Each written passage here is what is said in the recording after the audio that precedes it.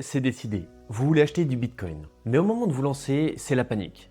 Binance, Kraken, Coinbase, tous ces noms sonnent comme un charabia qui est angoissant. Vous avez peur de tomber dans une arnaque, de vous faire dévorer par des frais que vous n'aviez pas vus ou de faire la boulette du débutant qui vous coûtera un bras. Vous voyez les gros titres, vous entendez les histoires de fortune qui se font et se défont en un claquement de doigts. L'envie est là, mais la confusion et cette petite boule au ventre prennent le dessus. Si ça vous parle, rassurez-vous, c'est 100% normal et on est quasiment tous passés par là. Mais respirez, ce brouillard, on va le chasser ensemble et tout de suite. Dans cette vidéo, je ne vais pas juste vous jeter une liste de noms. Je vais vous accompagner et vous donner une méthode étape par étape pour sentir immédiatement quelle plateforme est la plus sûre et surtout laquelle est faite pour vous et pour votre besoin. Le but n'est pas de vous transformer en trader en 10 minutes, mais de vous permettre de faire votre tout premier achat de crypto avec une confiance totale en sachant précisément où vous mettez les pieds. Pas de jargon technique, pas de complexité inutile, on va droit au but et à la fin de cette vidéo, vous saurez où aller pour commencer dans votre aventure crypto. Allez, c'est parti! Avant même de commencer à comparer les plateformes, il faut savoir comment les juger. Un bon investisseur, ce n'est pas celui qui connaît 100 cryptos, c'est celui qui sait où placer sa confiance. Pour une plateforme d'échange, tout repose sur 4 piliers.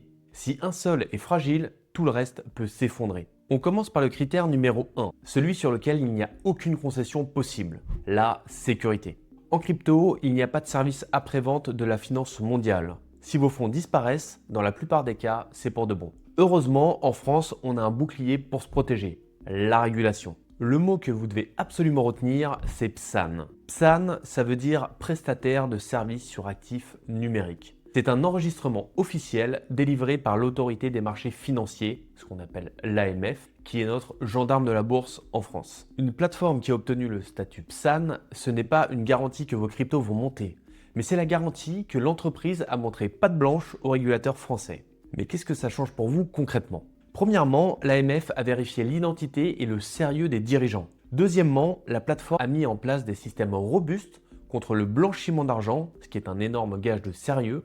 Et troisièmement, et c'est là le point le plus important, en cas de problème grave, vous avez un recours légal sur le sol français. C'est une protection immense par rapport à une entité obscure basée à l'autre bout du monde. Des plateformes comme Binance, Coinbase, Kraken ou la française Coinhouse sont toutes enregistrées PSAN. Commencer avec une plateforme non PSAN, c'est prendre un risque qui est inutile. La liste officielle est publique et accessible sur le site de l'AMF et c'est le premier réflexe que je vous conseille d'avoir avant de choisir une plateforme, c'est d'aller le consulter. Pensez aussi à vérifier que la plateforme propose l'authentification à 2 facteurs, le fameux 2FA. C'est la ceinture de sécurité de base pour votre compte crypto. Ok, maintenant que la sécurité est validée, le deuxième pilier, c'est la simplicité. Beaucoup de débutants le négligent en pensant qu'une plateforme complexe, ça fait plus professionnel. Et c'est une erreur qui est monumentale et qui peut vous coûter très cher. Une interface surchargée de graphiques et de boutons dans tous les sens est le chemin le plus court vers une migraine et surtout vers un mauvais clic qui peut vous coûter très cher. Au début, votre seul et unique but est d'acheter une crypto majeure, comme par exemple du Bitcoin ou de l'Ethereum, le plus simplement possible. Vous avez besoin d'une expérience qui se rapproche de votre application bancaire, un gros bouton acheter et un bouton vendre, avec un solde qui est affiché clairement. C'est tout ce dont vous avez besoin pour commencer. Certaines plateformes comme notamment Binance sont très puissantes, mais elles sont conçues pour les traders ou les investisseurs qui ont déjà plus d'expérience et donc qui sont familiers avec ces environnements. D'autres, comme Coinbase ou Coinhouse, ont fait de la simplicité leur priorité. Leurs interfaces sont épurées et elles vous guident pas à pas pour vos débuts dans la crypto. Souvent, les plateformes les plus simples ont des frais légèrement plus élevés, et on va en parler d'ailleurs dans le prochain pilier, mais croyez-moi, pour un premier achat de 100 €, il vaut mieux payer 3 € de frais sur une plateforme claire que d'économiser 1 € sur une interface complexe et risquer de perdre 50 € sur une fausse manipulation parce qu'on s'est perdu. La simplicité est une forme de sécurité. Elle vous protège de vos propres erreurs et surtout, encore une fois, quand vous êtes débutant. Le troisième pilier, et c'est celui qui fâche, ce sont les frais. Les plateformes sont des entreprises. Elles doivent donc gagner de l'argent pour exister. Il faut juste comprendre comment et garder un œil sur les 3 types de frais principaux qu'on va retrouver. Le premier, c'est les frais de dépôt.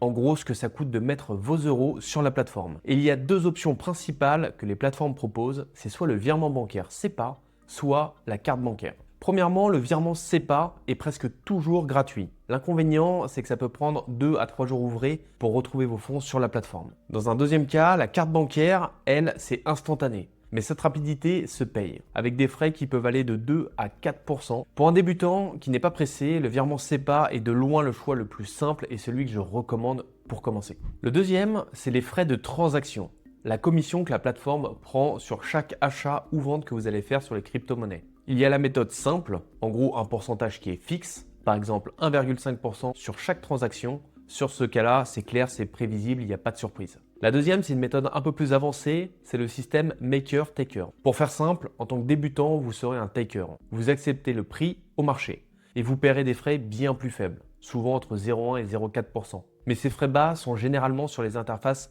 plus complexes. Le troisième gros frais, c'est ce qu'on appelle le spread. C'est le coût caché, le plus sournois. C'est la petite différence entre le prix auquel la plateforme vous vend la crypto et son prix réel sur le marché. C'est souvent comme ça que se rémunèrent les plateformes qui annoncent zéro commission. Vous achetez un tout petit peu plus cher et vendez un tout petit peu moins cher que le prix réel. C'est difficile à quantifier comme ça, mais il faut savoir que ça existe. Pour votre premier investissement, posez-vous cette question simple. Si je dépose 100 € par virement bancaire et que j'achète du Bitcoin, combien de Bitcoin j'obtiens à la fin en euros? Ça vous donnera les frais payés pour votre transaction. Enfin, le quatrième et dernier pilier, c'est de regarder le catalogue de crypto. Et là, un conseil très simple, pour démarrer et acheter votre première crypto, tenez-vous-en aux 2 piliers du marché, le Bitcoin et l'Ethereum. Ce sont les projets les plus anciens, les plus robustes et les plus établis de l'écosystème. Ne vous laissez pas distraire par des centaines d'autres altcoins qui promettent la lune. Dites-vous bien une chose, le risque est souvent à la hauteur de la promesse. La bonne nouvelle, c'est que toutes les plateformes sérieuses proposent le Bitcoin et l'Ethereum. Vous n'aurez donc pas de soucis sur ce point-là. La question n'est donc pas qui a le plus de crypto, mais qui me permet d'acheter du Bitcoin ou de l'Ethereum le plus simplement et avec le moins de frais. Un menu court et de qualité est un bien meilleur signal pour les débutants. Maintenant que vous avez votre grille d'analyse, passons au verdict. C'est maintenant l'heure des recommandations. Mais n'oubliez pas, la meilleure plateforme n'existe pas. La meilleure, c'est celle qui correspond à votre profil. Mais voici quand même un podium avec 3 profils bien distincts. La première option, c'est la tranquillité d'esprit. Si votre priorité absolue est la simplicité, un accompagnement en français et le côté Made in France, Coinhouse est probablement la meilleure porte d'entrée. C'est l'un des acteurs historiques français qui a été créé en 2014 et le tout premier à avoir été enregistré PSAN auprès de l'AMF. Au niveau de ses points forts, il va avoir une simplicité et un service client efficace. L'interface est limpide, mais leur vraie force, c'est vraiment leur support client.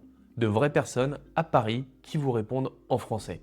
Pour un débutant qui est stressé, ça peut vraiment tout changer. Le deuxième avantage, c'est l'ancrage 100% français. Une société française avec des bureaux physiques en France, c'est un facteur d'assurance psychologique très puissant pour beaucoup de personnes. Ensuite, une approche qui est pédagogique. Coinhouse propose une sélection d'une 50aine de cryptos qui sont triés sur le volet. L'idée, c'est d'éviter aux débutants de se perdre dans des paris qui sont trop spéculatifs, surtout quand on le débute et qu'on ne comprend pas forcément toute l'ampleur des actions qu'on va mettre en place. Mais il y a également des points à considérer, notamment les frais. Ce service premium a un coût. Longtemps réputé cher, Coinhouse est devenu plus compétitive, mais les frais restent quand même relativement élevés. Ils sont d'environ 0,9% par virement et 1,8% par carte bancaire. Et c'est une plateforme qui n'est pas pour le trading actif. C'est une plateforme conçue pour l'investissement à moyen ou long terme et pas pour faire des dizaines d'opérations par jour. C'est également à prendre en compte. Mais alors à qui s'adresse cette plateforme? Coinhouse, c'est parfait pour la personne qui est prête à payer un petit surplus pour une expérience ultra simple, rassurante et avec un filet de sécurité humain et francophone. C'est le choix de la sérénité. L'option 2, c'est le meilleur équilibre. C'est le géant américain, l'une des plateformes les plus connues au monde, Coinbase. Ça représente le compromis idéal entre une facilité d'utilisation incroyable et des frais qui peuvent devenir très bas avec une modularité et une évolution possible de la plateforme. Les points forts, c'est sa simplicité absolue. L'application mobile de Coinbase est un modèle du genre. Ouvrir un compte et acheter ses premières cryptos est un vrai jeu d'enfant. Ensuite, une sécurité de premier plan. Il faut savoir que Coinbase est une entreprise cotée en bourse au Nasdaq, ce qui l'oblige à une transparence financière maximale. Elle est évidemment enregistrée également en tant que PSAN en France. Autre avantage, c'est la double interface. C'est son arme secrète.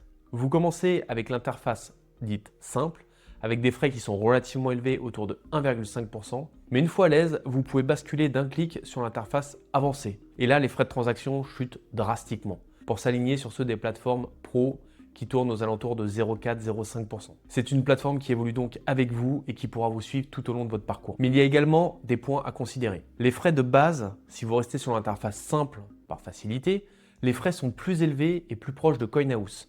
Il faut faire un petit effort pour passer sur la partie avancée de manière à optimiser les coûts une fois que vous vous sentirez bien évidemment plus à l'aise. Le support client, il est efficace mais plus impersonnel et automatisé que celui de CoinHouse. Mais alors pour qui Coinbase est adapté?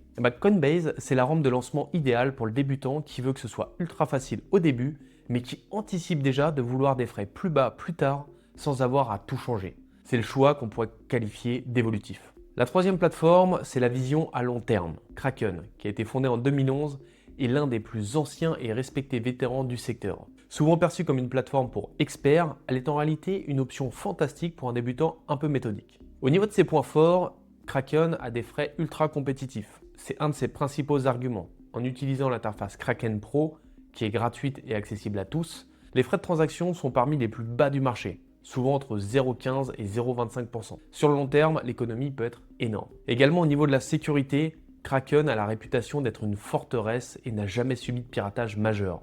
La plateforme est bien sûr également enregistrée PSAN en France. Mais comme pour les deux autres, il y a également des points à considérer. C'est une interface qui est moins guidée. L'interface de Kraken Pro est un peu plus dense que celle de Coinbase. Attendez-vous à une petite heure d'adaptation. C'est moins épuré, mais c'est aussi plus puissant. Il faut savoir un minimum ce qu'on cherche pour pouvoir être efficace sur cette plateforme. Attention également à l'achat instantané. Comme pour Coinbase, si vous utilisez la fonction simplifiée, les frais sont beaucoup plus élevés, jusqu'à 1,5%, ce qui correspond à peu près à Coinbase. L'effort d'apprendre à utiliser l'interface pro est donc très vite récompensé. Kraken, c'est la plateforme parfaite pour un débutant patient, prêt à passer 1 heure à se familiariser avec une interface plus riche pour bénéficier dès le premier jour de frais très bas et d'une plateforme qu'il n'aura jamais besoin de quitter.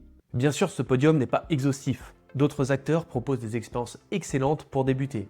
On peut notamment citer Swissborg, une plateforme suisse très appréciée pour sa simplicité et son application mobile intuitive. Ou encore Meria, anciennement Just Mining, qui est un acteur français très complet et qui propose un accompagnement adapté aux nouveaux investisseurs. Et maintenant, l'étape la plus importante. La balle est dans votre camp. Vous avez les 4 piliers pour juger n'importe quelle plateforme et des recommandations solides selon votre profil. CoinHouse pour la sérénité, Coinbase pour l'équilibre et Kraken pour la performance. Il n'y a pas de mauvais choix parmi ces options qui sont toutes régulées et bien évidemment connues sur le secteur. Mais maintenant vient l'étape la plus importante. Passer à l'action. Choisir, c'est bien, faire son premier achat en toute confiance, c'est encore mieux. C'est pourquoi la théorie s'arrête ici et la pratique commence dans la prochaine vidéo. Pour vous accompagner jusqu'au bout, je vous ai préparé un tutoriel complet, pas à pas, où on fera ensemble votre tout premier achat de crypto. Pour l'exemple, nous utiliserons Coinbase, car c'est un excellent point de départ, mais vous verrez que le fonctionnement est très similaire sur les autres plateformes. L'objectif, c'est que vous cliquiez sur Acheter avec zéro stress et une clarté totale dans ce que vous faites. Ce guide pratique sera la suite logique de cette vidéo, et pour être sûr de ne pas le rater, abonnez-vous et activez les notifications. Et si la méthode et les explications vous ont plu, le petit pouce en l'air est le meilleur moyen de me le dire et de soutenir la chaîne. Et d'ici là, posez-moi vos questions dans les commentaires, je lis absolument tout et je réponds au maximum. Votre question aidera sûrement plein d'autres personnes qui n'osent pas la poser. Merci de m'avoir suivi et bienvenue dans ce nouvel univers. Ciao!